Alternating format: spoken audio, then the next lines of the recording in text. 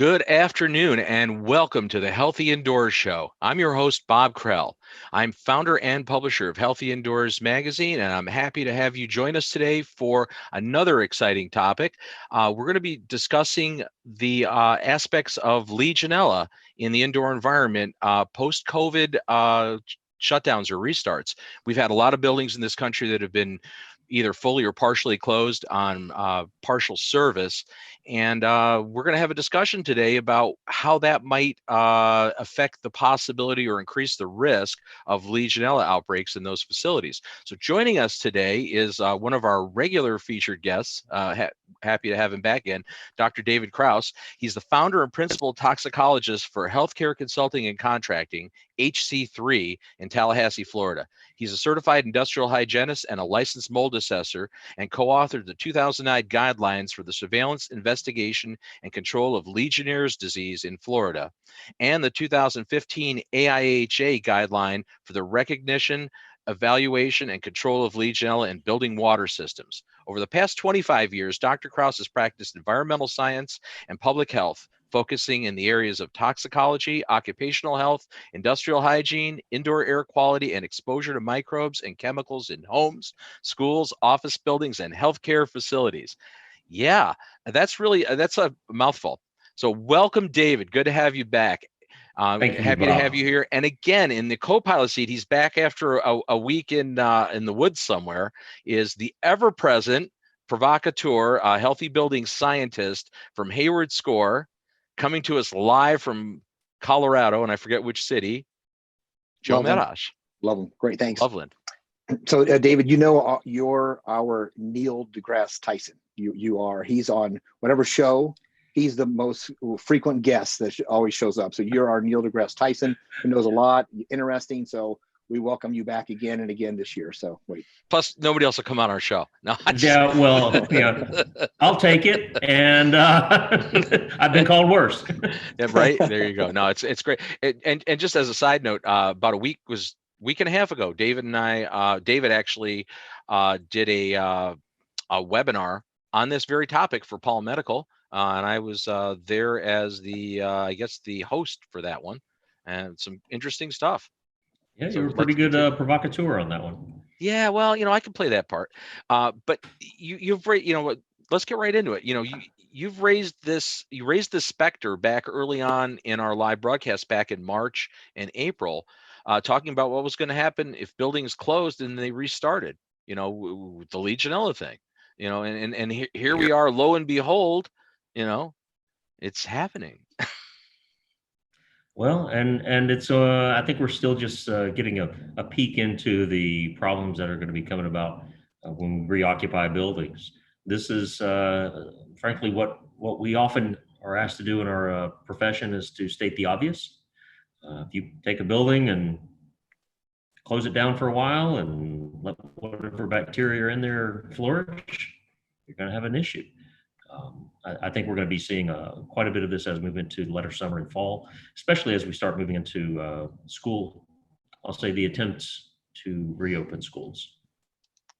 So why is this a bigger concern now than it would typically be in under normal conditions? Why is this why is the situation more severe or potentially more severe?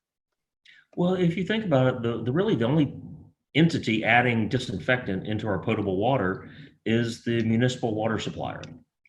That disinfectant keeps the microbes that are inherently in the water from growing and amplifying and becoming a health threat. If you don't use that water, the water lines and the water mains and the buildings, and as it sits, the disinfectant dissipates. It reacts with the wall surfaces, the corrosion, the scale, the sediment, the other bacteria in the water. And then that water can, after a few weeks, essentially has no disinfectant, no inhibitors to keep the bacteria from growing. That water, that usually happens just in a building or two, say at a school, a campus, or in an abandoned high rise. But here we've done it on a broad scale. We've created this experimental design across America in which we've shut down entire downtown districts.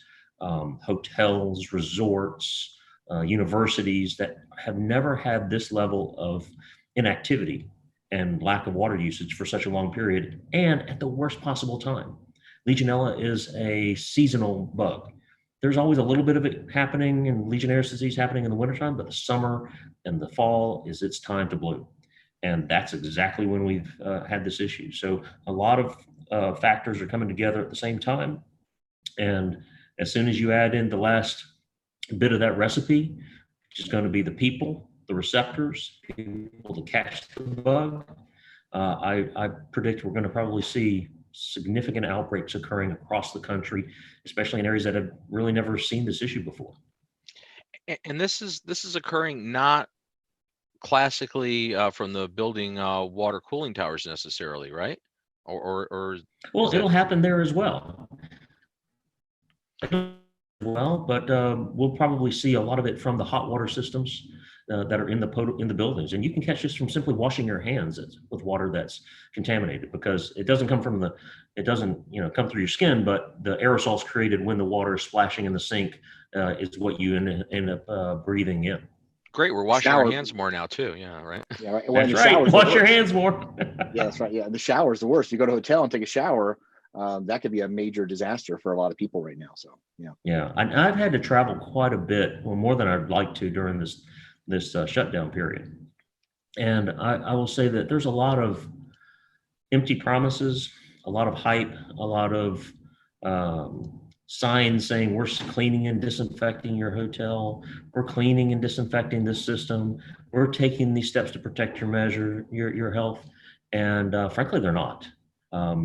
Every single hotel I've stayed in, half a dozen hotels in the matter of a month, had major problems with their water systems, the cleanliness in the rooms, pests in the rooms, ants, roaches, leftover sheets, and finding you got to people's upgrade what dirty hotels socks in you your stay at, rooms buddy. and- You know. I mean, it's like I kind of stick with the chains. Usually if it just has a screen door on the front, and like a yellow neon light, I usually don't go there. You're describing I wish I this could say that happening too. You're describing this happening though in what you would consider to be probably decent hotels, I suspect. Yeah, these are definitely chain hotels. These are marquee hotels, and they're simply not even achieving the basic level of cleanliness and maintenance that they had before, because they've let off so much staff. Often I'm the only person with maybe 5 or 6 rooms occupied within the entire hotel. Economically, you can't run a hotel that way. So obviously some corners are being cut. So it's going to be interesting to see how it all turns out. Now, one of the things you mentioned, what is the source of the Legionella that's getting into these water systems? I mean, I think a lot of us labor under the pretense that our municipal water, the potable water that comes to the building, is somewhat hygienic. That's not the case? Well, they call it the Safe Drinking Water Act, but unfortunately, that act does not ensure the water is safe. There is no requirement that they manage the water for Legionella, no requirement that they even test the water for Legionella. But we know even as far back as the early 90s, EPA had recognized in their criteria document on Legionnaire's disease and that the municipal water supply was the main source of inoculum for Legionella in cooling towers and potable water systems, because they both get their water from the same source, the city water main. So that becomes the seed that then inoculates the prime conditions in the cooling tower or the hot water systems, sometimes even the cold water systems. But I'm seeing it worse now, even in facilities where we would pick up Legionella 10, 20, maybe 30% of the time we test the incoming water. There was one place in Baltimore we recently have done repeated testing for probably a couple of years now.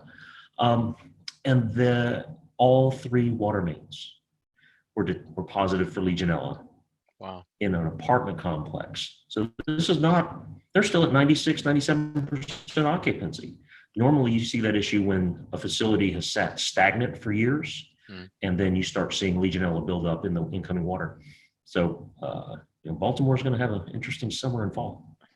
So Joe, yeah, go. Yeah. So I want to talk. I'm going to put up a chart, and we can talk about it briefly, because there's this fine line between what happens with temperatures that you can eliminate Legionella, but you have a scalding effect that is high, versus if you want to reduce the scalding effect, then you start to this gray area as to this is a good temperature to have because you have less scalding. You've reduced Legionella, then at a certain point where it's no longer as hot, now you have high levels of Legionella actually reproducing. So I was wondering if you could kind of comment on these numbers, or in general, what would a business owner or somebody, or even a homeowner, want to try to find out as to what is their temperature of their water to try to reduce this, or kind of combat that challenge of scalding versus Legionella. Joe, put that back up there. Let me sure. Let me look at that again, because what you're showing here is exactly right. We have, in order to address one risk, scalding, we've created another. And the codes that require under the National Plumbing Code, and the codes and requirements under healthcare facilities for hospitals, nursing homes, long-term care facilities, all require that the water being delivered be no greater than 120 degrees Fahrenheit. Some local or municipalities actually require it to be 110 or less. Now, that sounds great, and it reduces an acute hazard of scalding, which frankly I don't see being that much of an issue, but it is a potential. Well, we've created a condition where it's almost guaranteed that you've created the conditions that Legionella will grow and propagate. Also, what happens in water heaters is you lose the chlorine. The heat dissipates and causes the chlorine to break down much faster. So you have nothing. No control measures, no protective barriers in a water heater that's been set to meet the code. So code here is not only not protective, it actually increases your risk. I think that your recommendation is to try to keep that between around 120 to 130. That was the green line there, as to this is a safe manner, low risk of scalding and low risk of reproduction of Legionella. Well, it's not protective at all. The higher you can keep it, the better off you are, because what happens is you're taking a measurement, or not even a measurement, you're relying upon a gauge that is probably wrong to begin with. It's not highly accurate, and it is measuring at one point in the system. In most water heaters, they quickly stratify. And so you'll have hotter areas at the top, colder areas at the bottom, the sediment builds up. And so you create a condition in the bottom third of the tank that has sediment, scale, and then the biofilm forms, and it actually acts as a blanket or an insulator to keep even periodic high temperatures from killing the organism. So it's higher the better. And then what happens is you often get the growth in the supply lines, where if it's just a dead end run, like in most homes, you don't have it circulating, you have plenty of volume of water, plenty of surface area for biofilms to grow and Legionella to grow. So that can certainly happen. And then if it's a circulating system, you get heat loss. So the water in the water heater may be at 140, but the water in the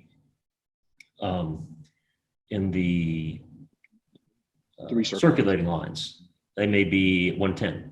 105. So there's plenty of conditions where water heaters are not going to be protective at that point. Let me just ask a follow-up on the water heater. So most people have a tank that is their hot water supply. Now there's a lot of inline or instant hot water systems that are out there. Is there a benefit to having something that's not storing my water or letting it cool and reheat versus just I get a specific temperature out of it immediately to the house? It does tend to lower the risk, but it doesn't get rid of it all the way. I've certainly investigated residences and commercial buildings that use instant, on-demand water heaters, and because especially in a large portion of the country, it's not just the South, But anywhere throughout the large area of the country, you may have water lines running through attics, water lines running outside. Your incoming water may be 80, 90 plus degrees. So we often find Legionella growing not in the hot water tanks. So I actually have seen it where it grows in the water lines. If you can think about the surface to volume ratio, the water lines are going to have actually a larger surface area. And Legionella kind of grows in the water, but it really grows in the biofilm. You know, you could say it's like with mold. You can detect it in the air, but you're detecting the propagation. The home is on that surface. The home is in the liner of the duct. And for you guys who've done mold remediations, you've seen a fully involved duct with mold growing all over the interior surfaces. What you're looking at is a different scale of biofilm in a pipe. And the only difference is different organism and different fluid. So instead of water, you have air. Instead of bacteria and the biofilm matrix that they have, you have fungi, but it's the same dynamic. Mm-hmm. You'd mentioned that, you in some of the testing you did in Baltimore, you're seeing it a pretty high prevalence in the cold water side. And Yes. again, is that because of the inherent warmer temperature of that water coming, supply water coming in? Because usually the cold water side is usually a little bit too cool, right? For really active growth? Usually, but you can overcome that with adequate nutrient and inadequate disinfectant.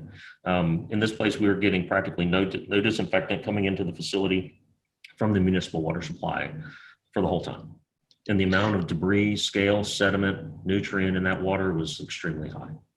So is this something that is being exacerbated by the shutdown?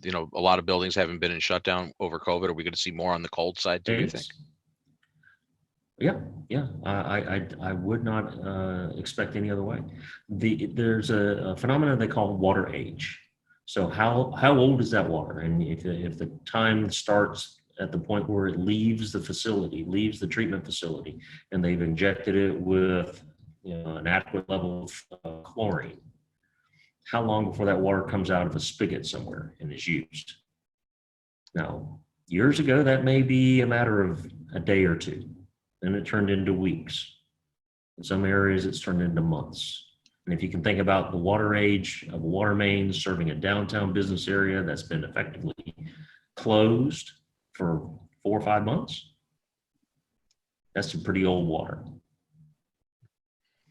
So let me ask, let's just say I'm a homeowner that has a home that I haven't been in, or I'm a restaurant owner, or even if I go to a hotel room. So one of which I have the control over because I own the property.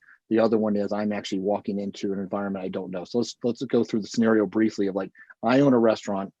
I had to close it down for the last 3 weeks, plenty of time for something to develop. What is it that I could do safely to reduce my risk of Legionella for my employees or anybody who come into that environment? Yeah, that's really tough because you may own the facility, you don't own the water, you don't own the source of water, and you don't even have the legal authority to treat that water. In order to add disinfectant, sometimes even some municipalities require you to get a permit and a license to filter your incoming water. Wow, you don't have the authority to do that because it's counterintuitive. Yeah. Hey, they want to make sure it's. Can I not flush my system to? Sure, but what are you flushing it with? Just trying to get dirty, water moving. Dirty, unchlorinated, bacteria-filled water from your water main. You see them go out and flush the fire hydrants once every week, once every month or quarter. Well, you know what they're doing. Typically, they're flushing the water mains in order to get their system ready for the tests that they take. So municipal water supplies have to take samples and analyze those samples to comply with the Safe Drinking Water Act. Typically, either it's because of a complaint or the results of bad tests, but often they will go and prep the area where they're going to collect their samples from and flush the line sometimes for 24 hours to make sure they have good, fresh, treated water before they actually collect the sample that they collect at their time and place of choosing. And then they take it back to their lab and they analyze it themselves. And then they report that to the regulators at the EPA or the state primacy agency. But they don't test for Legionella. I don't want to say it's rigged. They don't test for Legionella. They're doing all this just to make sure they have adequate levels of chlorine, which is a very minimal level to begin with, and to reduce the risk of having failed total trihalomethanes, which are disinfectant byproducts, or total coliform, other heterotrophic bacteria. So they're doing this for other organisms, which they would fail on a regular basis if they did that. Now, they're not flushing for your building. They're not taking samples at a place where people are actually being exposed to the water. They're doing it on the water mains. And so we've run into this certainly in Baltimore as well, where they'll look you square in the eye and say, we don't test here. We don't test it where people use the water. We test at our testing locations.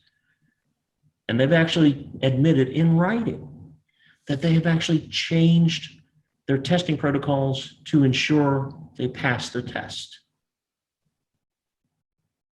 I don't know what else you call that. Yeah.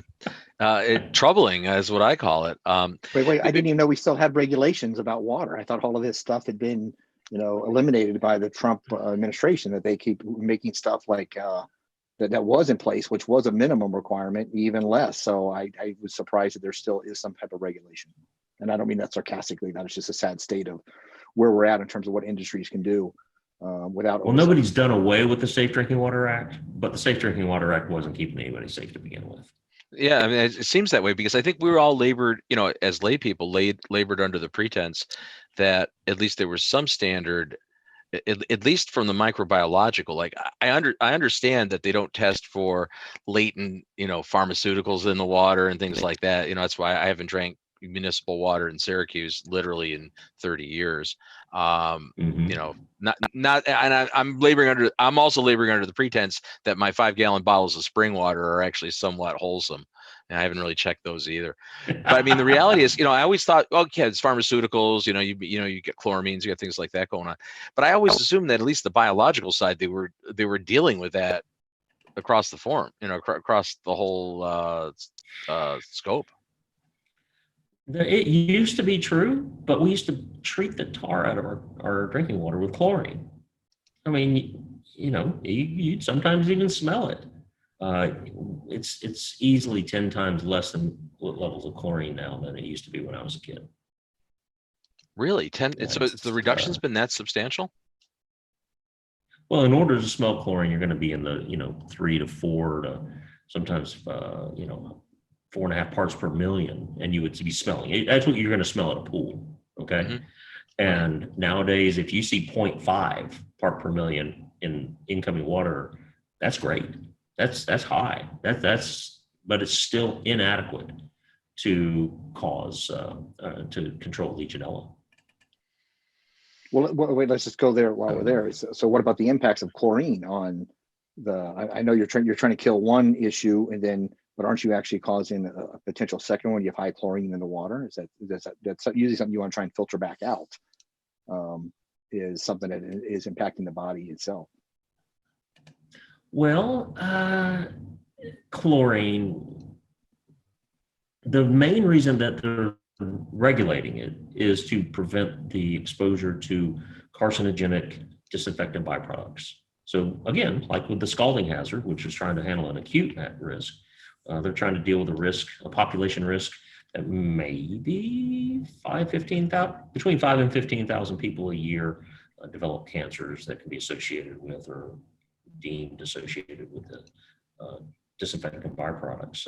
It's such a small number that we can't even count it reliably. Probably smaller than the number that fluoridation causes, but that's a separate topic. That's a whole other topic. That's a whole other topic. Conspiracies. No conspiracies today. I did not see the conspiracy. Why would today be any different, Joe? Why would today be any different? All right, so I want to shift briefly to how do I know if I've been exposed to a Legionella, because to me it's been described as a flu-like symptoms or something similar. So many people I've heard they travel and they come back from a trip and they're like, oh yeah, I feel like I got the flu, when they could have been exposed to Legionella at the hotel. So can you describe some of the mild versus extreme conditions that somebody might experience if they have this?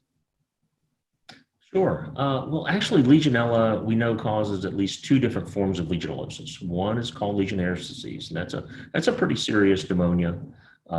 If you contract it, you're going to need treatment. Back when it was first recognized, back in 76, 77, fatality rate was around 30 to 40%. It does tend to hit older people and people with compromised immune systems, former smokers, current smokers, the typical susceptible populations. Now with, I'll say, a better understanding of the antibiotics, fatality rate's about 10%. If you think about COVID-19, which they think is maybe between 0.1 and 0.5% fatality rate, Legionnaire's disease is much more deadly. The other, and it's pneumonia, fever, pneumonia, myalgia, total sepsis, kidney damage, and death. So if treatment isn't successful, which for some people it's simply not successful, even with antibiotics, if you catch it in the community, your odds, when you're not in a healthcare setting, your odds of dying are 1 in 10. If you catch it while you're in a hospital, it's about 1 in 4. So not great odds on that situation. The other disease is Pontiac fever, which seems to be more like a humidifier fever. It's not an infection, but it does cause flu-like symptoms. And, people always resolve in 2 to 3 to 4 days. No treatment is necessary, no treatment is useful, and the organism doesn't actually colonize the person. It seems to be more like a hypersensitivity reaction to probably the endotoxins that the organism generates. But both of them could easily, and frankly, are probably being confused or misdiagnosed as COVID-19. That was going to be the point I was going to ask. For both of them, you can't just look at somebody and tell the difference. You have to take a test. For the Legionella, you'd take most likely a urine antigen test where they measure a specific antigen in your urine. And then COVID-19, of course, as a PCR analysis or sometimes a antibody test. So that's one of the things we are concerned with. And there have been some reported cases of both people being misdiagnosed and also with people having both diseases at the same time. Absolutely no reason why you wouldn't, if you're susceptible to respiratory pathogens, that Legionella, it'll come through just as well and as the COVID-19, and the body is tough getting rid of it. There's one reported case recently where lady tested positive for COVID-19 and they treated her as such, and she just kept getting worse and worse. Turns out that when insistent, and they did do a urine antigen, they were at least able to treat her with the antibiotics that are effective against Legionnaires. So we want to make sure that we don't stop looking when we find something. We want to do a complete rule out because we expect to see this. I mean, that raises an interesting question of, first off, how many cases have been missed, of people that maybe were symptomatic, presented as one disease, tested for that, confirmed, and like you said, then no further investigative testing was done to find out if perhaps they were suffering from both. And the secondary question to that is, since the treatment for each may be contraindicated for the other one, right? I mean, for viruses, you're just trying to provide supportive treatment. Right. You're treating a bacterial infection versus a viral infection, so you treat them differently. So you almost wonder, maybe some of the mortality in the COVID, could those people possibly have had Legionnaire's disease concurrently? I'm raising that question. Well, we've recognized this, and actually, I think on a National Academies webinar I did a while ago, that was one of the concerns that we brought forward, was the potential for this exactly this issue, misdiagnosis. Scary. Well, this is a foreseeable, ongoing outbreak. Already, we underdiagnose Legionnaire's disease. Already, we've been doing that for decades. Why is that? The diagnosis for it, it's a pneumonia, and the physician has to specifically suspect Legionnaire's disease and specifically do a test. And prior to 1997, you had to take a culture, a sputum or lung lavage, and plate it out, and it doesn't plate very easily. We didn't even know that this organism really existed as a pathogen until 70s.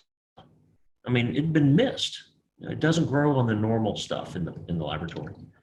But National Academies of Science in August 14th, 2015, not 2015, 2019, released their report on Legionnaire's disease, in which they estimated that the undercounting, in 2018, we had almost 10,000 cases of reported Legionnaire's disease in this country. It's been a nationally notifiable disease since 1977.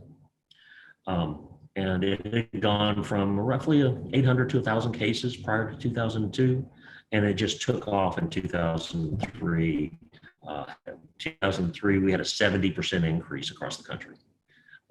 And that started raising questions, but we let it become 650% increase before we actually started really thinking about it. We hit almost 10,000 cases, 9,933 cases in 2018.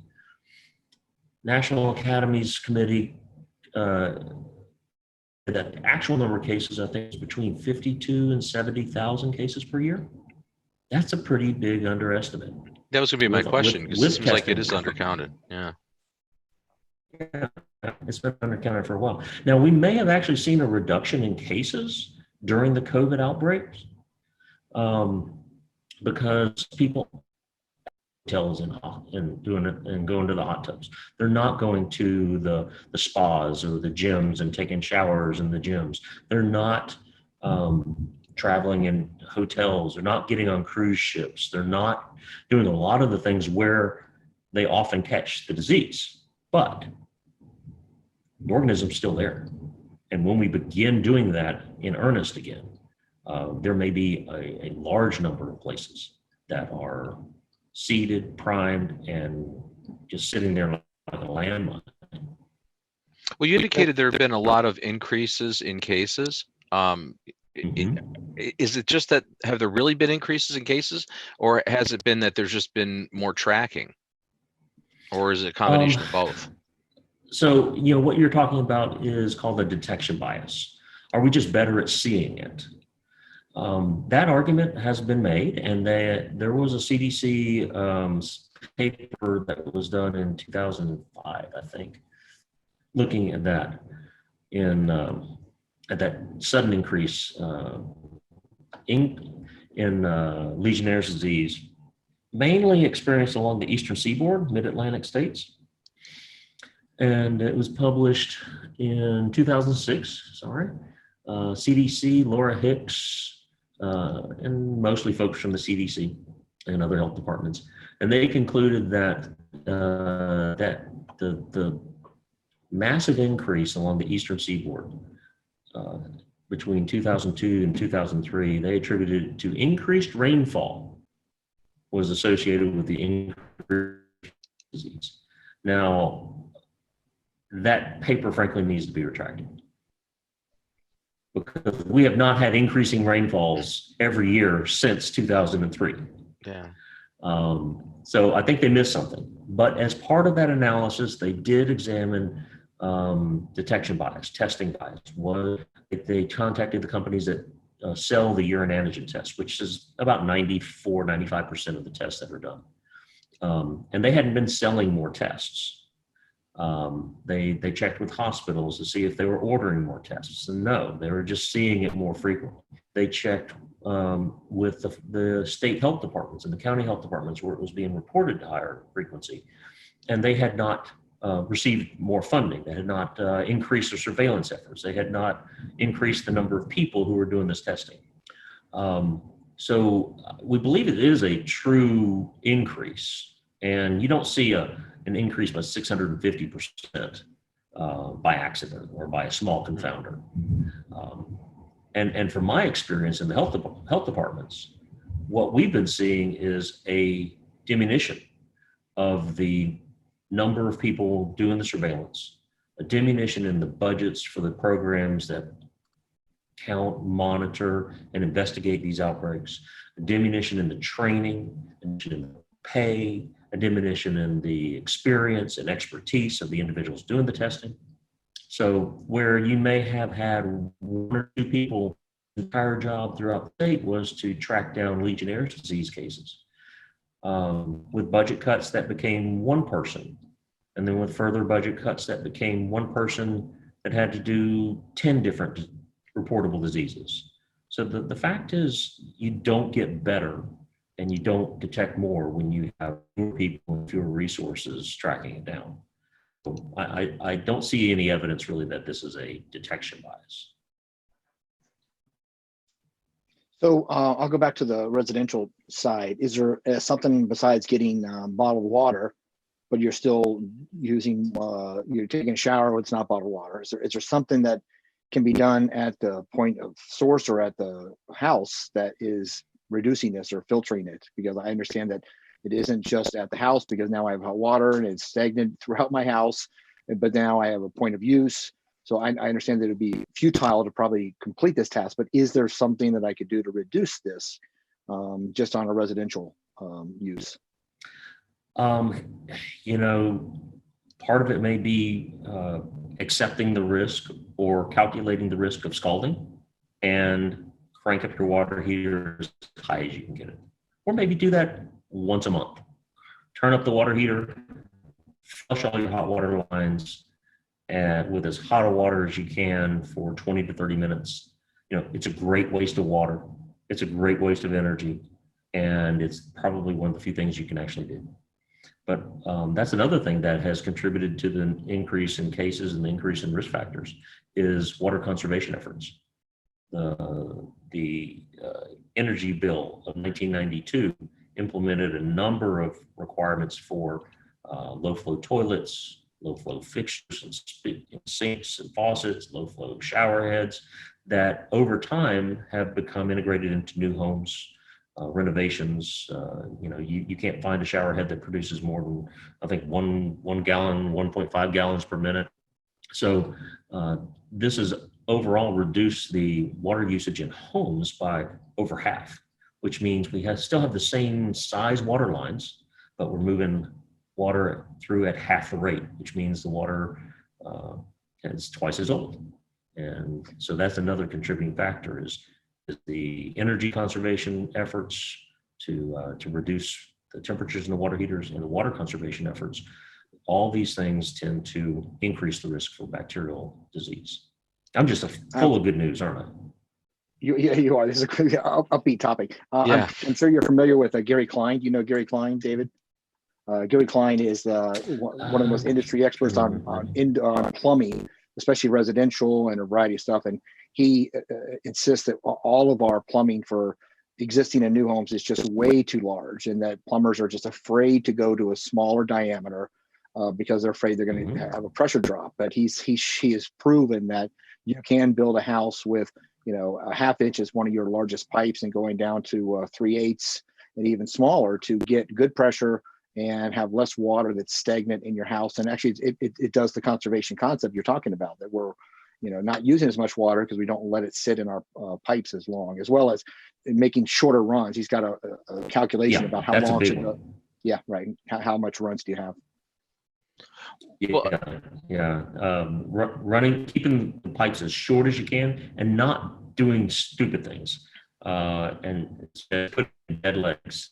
Sometimes when people see, especially in commercial or healthcare construction, they'll say, well, we might want a spigot over here. We might want a sink over here. Or we might want to, make a little kitchenette over here. So let's run the pipes here while we're at it. And they create a 20, 30-foot dead leg. that basically sits there and festers until it becomes a problem. So yeah, it's, definitely on the right track there. So let's say this actually happens and you have a Legionella amplification and outbreak in a space. So what happens then? What does what is the accepted, or what are the accepted options, procedures to actually address this problem? What would a facility do, or a home if it had the same problem? Sometimes you end up going, yeah, well, a home is, they're not going to, the health department isn't going to do anything. They're not going to. The home, they're not interested in individual cases of disease. I have actually done investigations and found, where homeowners have carried out that investigation, found that their home was a source. The unfortunate thing is that when that happens, you often find that the rest of the neighborhood is also affected.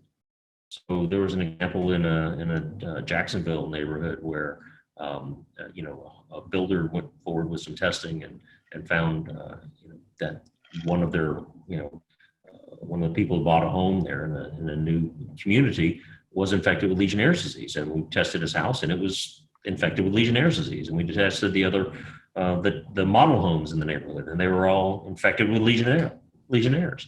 Every model home was eaten up with Legionella. At every backflow preventer in the municipal water supply was full of Legionella. And then when we brought that to the municipal water supply, they said, yeah, right. We'll go do some testing. They tested 22 locations throughout the neighborhood. 20 were positive for Legionella. So this was one of those facilities, one of those communities where they planned on building 500 homes. The housing crisis hit, they built 50. So now they have a water service that is 10 times bigger than it needed to be. 10 times slower, less turnover, absolutely no chlorine making it to any of the homes. So there was a remedy for that. But if an outbreak happens, it'll be because the health department catches on that there's been 2 reported cases for 2 or more people. That constitutes an outbreak. 2 or more people who visited the same place within 6 months to a year, depending on what kind of facility, and they will declare that an outbreak. And then you're on the roller coaster ride from hell. Depending on the experience and expertise and the requirements of the health department, which change from state to state and county to county, you're going to be doing a bunch of testing. They will probably direct you under their public health laws to implement hyperchlorination, treating the water systems with high levels of chlorine, then testing again. And if you finally get back to a 0 detectable level, you'll need to be maintaining that for at least a year before they stop requiring you to submit samples in order to maintain your certificate of occupancy. But they rarely shut you down. And that becomes the conundrum. They won't tell you can't accept guests, but they'll tell you have to notify your guests and your building occupants that you may have a deadly pathogen in your water here. Imagine what the attorneys think about this. Here, sign here, you're checking into the hotel, or sign here, you're coming into the gym. By the way, we may have a deadly pathogen here. Thought you'd want to know. So do you keep operating? Do you keep inviting in guests? Are you a health risk? Are you not a health risk? It's a bit of a mess. So after hyperchlorination, right, you do subsequent testing. Is there a time frame where you wait to do the testing, or you should wait? Do you take it? Do you go in and shock the system and test right away? Or do you go in and shock the system and come back and test a week later or a month later? Or what's good practice? Well, it depends on what you want to find. So if you don't want to find anything, you take the test immediately. Well, if you stop testing for COVID-19, there's going to be fewer cases too. I mean, there's no question about it. Outbreak goes away. It's funny how that works. It's disappeared. Yeah, exactly. Magically. Well, what you find is it's similar to if you were to take a spore trap sample in a containment area after remediation of mold while the air scrubber's still running. If you find anything, you've really messed up. So if you've disinfected a water system and you collect the samples immediately after, any Legionella that are still there, I use the term, you've hurt their feelings, but you haven't killed them. What happens is the cell membranes are damaged, but they're not dead. And so you may not see detectable Legionella for a week or so. I withhold collecting samples for 5 to 7 days after a treatment in order to be able to see either remaining bacteria or a rebound, which can often happen. And, some people assume, well, if I told people to go clean it, it must be clean, right? Not the case. Sometimes you just poke the bear. And what they'll do is they'll basically disrupt the biofilms.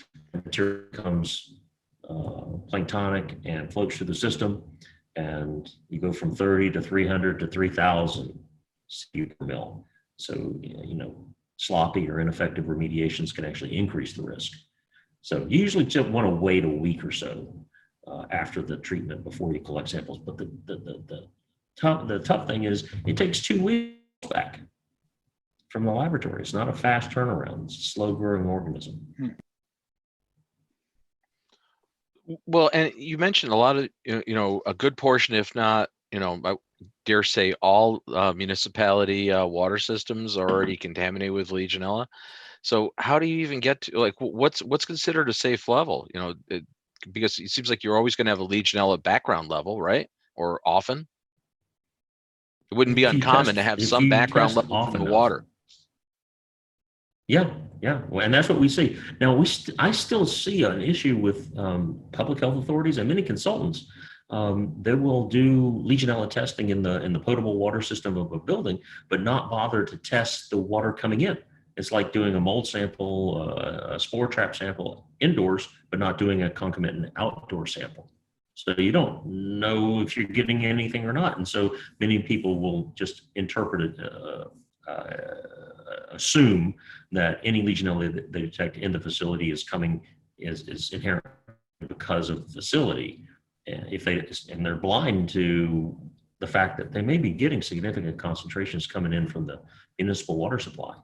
So we always test the incoming water, sometimes multiple times during the sampling event, because it's kind of like throwing a Dixie cup in the middle of the Mississippi River. And if you reel it back in and you don't find any fish in it, would you say there's no fish there? It's a very small sample. You Southern guys have the greatest analogies, by the way. It's always. I just had to throw that. At least it didn't have anything to do with my pappy's mule. Oh, Lord.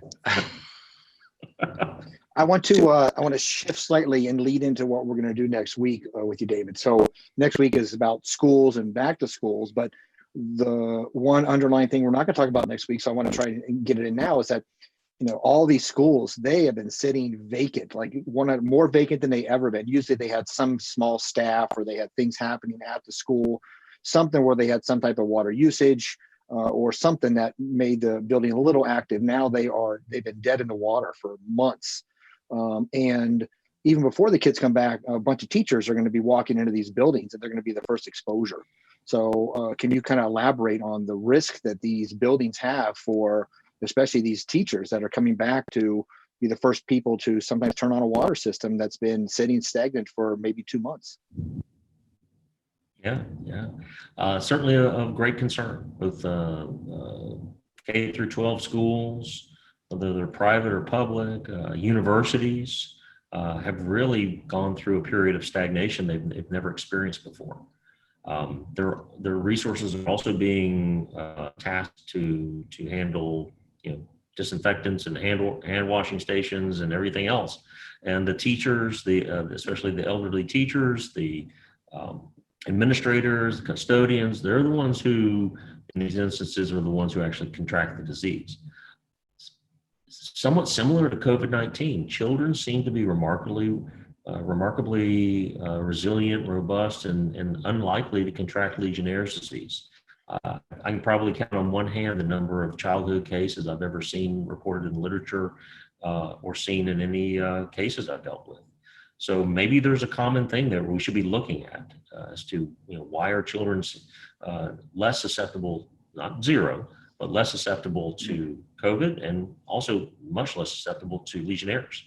But you also need to think about the surrounding cooling towers when they're present at schools are a huge risk to not only the people in the school, but the entire surrounding community. They are an aerosol dispersion device, and when they become contaminated, can spread that material throughout an entire region, sometimes well over a mile in diameter. So definitely something that needs to be raised in the consciousness of school facilities. I do not know where they're going to get the money.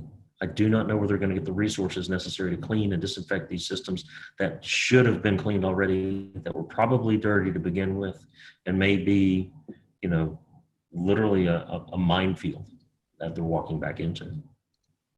Thank goodness, though, I will say Legionnaires is not contagious from person to person. It's I not was going to ask that transmitted from question. person So to let's person. clarify that is that There's it's no not community. contagious like COVID. That's right. Yeah, no Is your community mask transfer. is a mask a somewhat preventable concept that's happening with these aerosolized particles? So if I had where many people are now living with a mask, is that a reduction of exposure? Probably by not more than 5 or 10% at the most. The aerosols that you're worried about that contain the Legionella bacteria, they need to actually deposit well into the lungs. So you're talking about the fine droplet nuclei, the 1 micron size particles. Mask is not even going to touch that. So unfortunately, I don't see that we're going to have much protection there. Okay. This is I'm now going to look at water as the most evil thing in my house.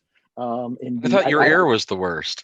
No, not anymore. Water is now actually superseded that. So I can flush my house easier than I can, flush my hot water tank and water system. So yeah, I do keep my hot water tank higher than average. So I have no kids in my house anymore. So we understand. He likes a good scalding. For many years.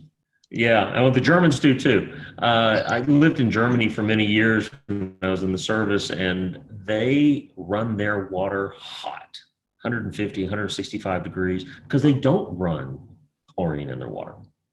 They're really into the purity laws, especially with their beer. But that's the, how they handle it there. But they still have Legionnaires issues. They really do. This is not, but Legionnaires traditionally is a first world problem. It's a problem of having indoor plumbing. It's a problem of having hot water. It's a problem of having air conditioning systems. It's one in which we bring upon ourselves.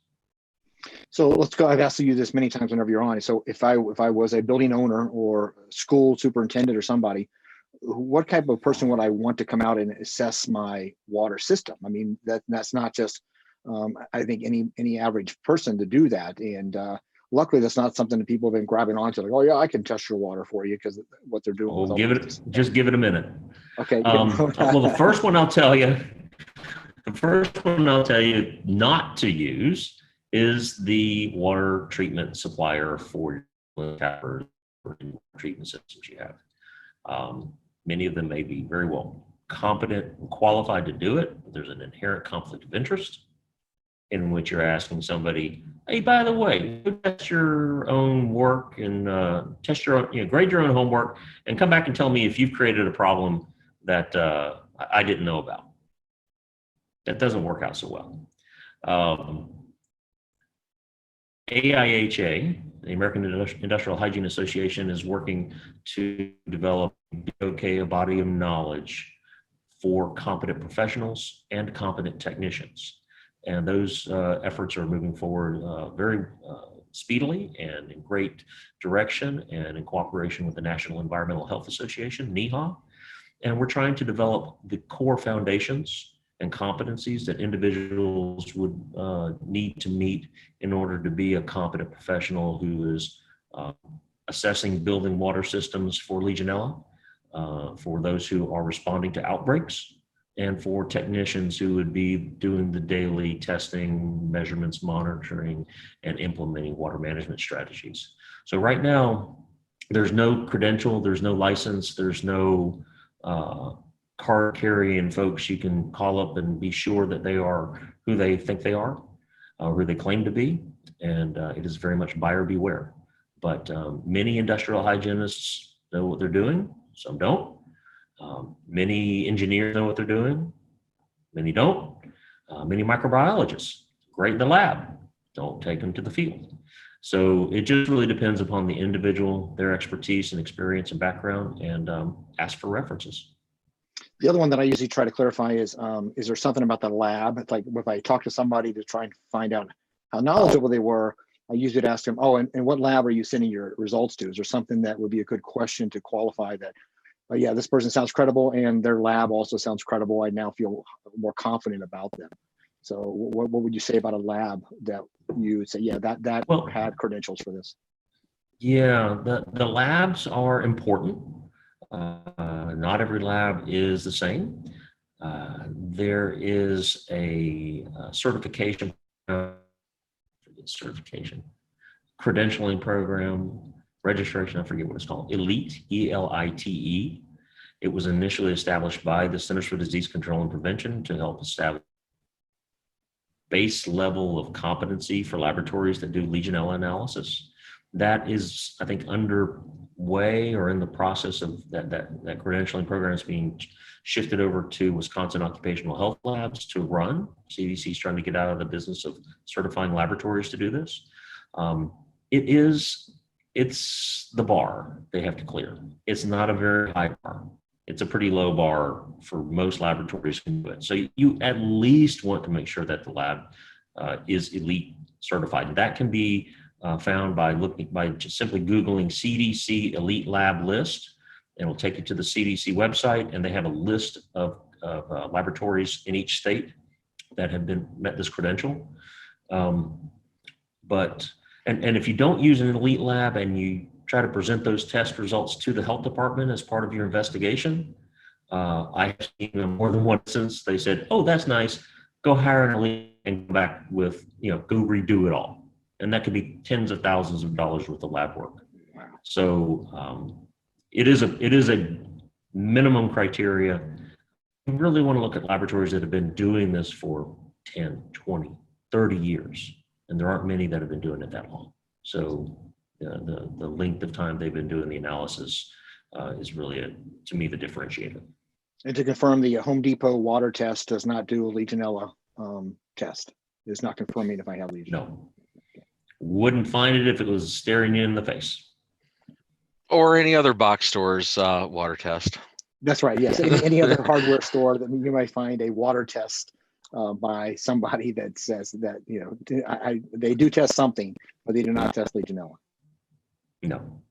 You're gonna pay at least $100 per sample for most Legionella tests. It's not a simple one plate, streak it, and watch it grow for 48 hours.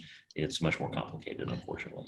There's also a transport issue, right? I mean, because you're living organism, so it's got to get there. It's got to be held at a temperature. I mean, it's more than just actually, or is it? Or is it? It's pretty robust. Is it? Think about it. You're talking. Yeah, you do want to have priority overnight. You want to get it there. You don't want it sitting on a shipping dock or loading dock over the weekend because it can affect the results. But it's a pretty robust organism. If it was fragile, it'd be easy to get rid of. And it probably doesn't go over 160 degrees in your FedEx truck. Yeah, generally. Yeah, that's a good point. Well, they should not be taking samples on Friday. That's a key indicator. Well, that's with any culturable samples. You shouldn't be taking samples on Friday unless you actually drive it to a lab and drop it there, right, and they actually treat it. That brings up a whole. We need to have a show on this, by the way. Yeah, Friday sampling. It's a good excuse to not work on Fridays. The Friday sampler. Or the person coming to your house is not you need to fire them immediately if they're like, oh yeah, I'll be on there on Friday to take samples. That's this is not the person you want to hire. Yeah, but I actually run into this where we collected samples. They made it to the lab, but it sat on somebody else's desk, and they were gone for a week, and they didn't realize that they had them. So we ended up going back and resampling, and we had them go ahead and run the initial results. There was no difference. So, Really? we didn't entirely rely upon that. But the results that we saw, there was no significant difference in the values. They were within the normal range of variability. So it's a pretty robust organism. I've gone into hot tubs, or not gone into them, gone to test hot tubs at hotels, and literally 5 minutes after they have cleaned the hot tub, done, they were trying to clean it and disinfect it. There was Legionella in plenty enough concentrations to detect it 5 minutes after they had done their disinfection protocols. It was literally in slime balls on the deck. It's if it's there, you'll find it. I will not go into a hotel hot tub. I immediately toss the bedspread to the corner of the room. These are just certain practices that I have when I travel. You don't you like have the being human soup? I know, and I brought a black light with me once to a conference and I was at a hotel, and I've never packed that again. Ah! That's the reaction. Yeah, try it sometime. Just say no. Just say no. Okay, On your way out. Let's shift that this. time. It's that It time. is that time. So it's that time where I can ask, what are your final comments about, let's go with more of a prediction, because I like to do something that we can look back on to be like, okay, we opened up kind of, now we're back to closing down. Schools are going to open up. Do you think Legionella will actually hit the news waves or the airwaves, or will actually be aware of what's happening? COVID dominates the news on everything. We don't even know what's going on in any part of the world except what's going on with COVID in the news. So do you think it actually will become a significant enough issue that we'll even be aware of it in the next 6 months? How about that, David? That's going to depend on whether or not health agencies do their job.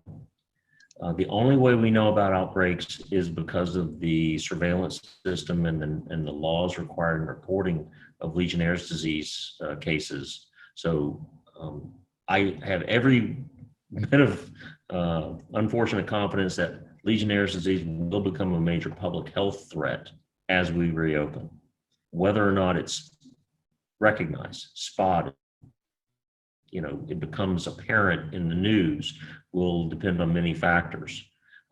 So I think it's probably a 50-50 chance that people and facilities will recognize it because they're so hyper-focused on COVID-19, and there may be a conflation of these patients. So was that waffly enough of an answer? Well, yeah, 50-50. Yeah, that's right. Okay, that's you got a pretty good shot of being like a Karnak with that. That's not bad. Right. Well, you at least gave us. I agree. Well, it will be an issue. Whether or not it becomes a public awareness issue will be the real challenge for what actually happens. So, well, think about this: the country, this world, went probably 40 years before we even knew this organism existed. There were retrospective studies on clinical samples from the 50s in which they had pneumonial outbreaks of unknown origin. They went back once they figured out how to test for Legionella, found that outbreak was due to Legionnaire's disease and Legionella. So we went decades in the time period when we started having air conditioning systems and cooling towers, started having hot water systems within homes and businesses, and didn't know it existed. So we could easily lose that vision, that ability to see the problem, if we simply don't look for it. well, I don't think we even mentioned how it got its name. Do you want to briefly explain that? Is that Oh, sure. Yeah. As a veteran, I feel it's important to recognize how we treat our veterans, and the most notable thing we often have about them is the Veterans of Foreign Wars Convention in 1976 at the Bellevue Stratford Hotel in Philadelphia, in which there was an outbreak of disease, pneumonias. I think around 300 or so were diagnosed with this pneumonia. Many died. I think over 40 something died. And it led to the investigation by the CDC to actually figure out this was the source. Now, ironically, they looked back 2 years prior and there had been an outbreak of the same disease at the same hotel, same time period, that was never truly diagnosed. It didn't get the national attention. It didn't get the diagnosis and the outbreak response.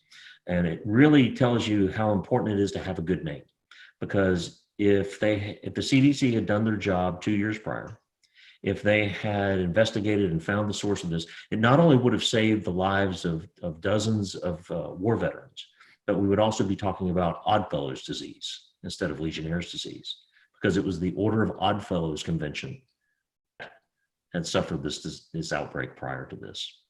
So a bit of odds history. I think it was American Legion, though, not Veteran Foreign Wars. Yes. Yes, correct. That's correct. Hence the name Legionnaires. But I'm just picking on you, David. It's so rare. It's so rare that I could ever find a point that I know something you don't know, or catch you doing, not being completely on top of something. So it's never happened. Actually, it's never happened before. So I had to point it out. I don't know. You may not be invited back. Appreciate it. Total Yeah. flaw. Fail. Yeah, it's like, No.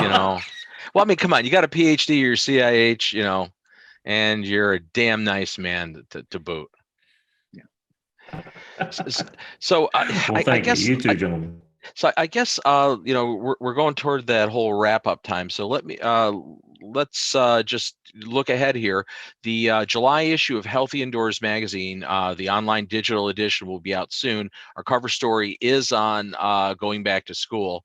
That'll be out in a few days. So definitely open your eyes and keep your eyes looking for your emails. If you're not currently a subscriber, you can go to healthyindoors.com. On the far right on that top menu that Joe's shown, you don't have to hit the button, but you can subscribe there. It's free, it's easy, and we don't sell your information to anybody else. So it's definitely something that you should partake in, because it's free information. It's always available. Also at healthyindoors.com, you can access all the back episodes of the Healthy Indoors show and the Healthy Indoors podcast, along with a bunch of other stuff. Great resources, backlogs of tons of information. Great place to go. I spend a lot of time there, but then again, I'm biased. Joe Medosh is with Hayward Score. Tell us about Hayward Score and why we need to know about it.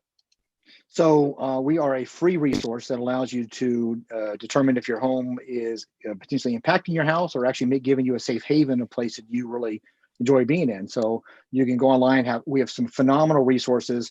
We do not have anything about Legionella, but that doesn't mean that we won't see that fairly soon. But a lot of other great resources about VOCs or contaminants, and a variety of stuff that you do actually have in your residential home that you could actually be more aware of and learn how to take care of yourself. And you could take the score and have individualized recommendations as to what you can do from yourself, or how to actually hire a contractor to fix your crawl space. Great advice that's universal to anybody who lives in some type of, if you're an occupant, period, renter or homeowner. Thanks. And where do you get that again? That is at haywardscore.com. And it is free. And it is free. There's so much free here. We're such givers. Free magazine, free scores, free information, and really Free that's advice. It's worth what you paid for it, right? Yeah. Well, I'd like to think that we're worth a lot more than what you paid for. So with that, I'd really like to once again thank Dr. David Kraus, our all-time champion now, because you've clearly surpassed any other guests on our show in the last 4 months. I want the Alec Baldwin smoking jacket. We'll work on it. We'll work on that for you for the next time. But again, David is just a great resource, and always welcome here. You can be on the show anytime. So David Kraus, founder of HC3 in Tallahassee, Florida. He's a man to seek out if you have some questions. So with that, I'd like to go to the final wrap up here. Again, Healthy Indoors. The magazine will be out in a couple of days. We'll always be here bringing you information on a weekly basis. The Healthy Indoors show is every Thursday at 1 p.m. Eastern time, 1 hour thing. Generally, Joe Medosh is sitting in the co-pilot seat there. We'll again have a great array of information for you coming up. Check our website at healthyindoors.com for the upcoming schedule. We've got a lot of good things on the horizon. Corbett Lunsford will be back to join us. The host of the online PBS show, Home Diagnosis, will be back in a couple weeks, and a lot of other good things on tap. So with that, for the Healthy Indoors Show and Healthy Indoors Magazine, I'm Bob Krell. We'll see you guys next week here on healthyindoors.com.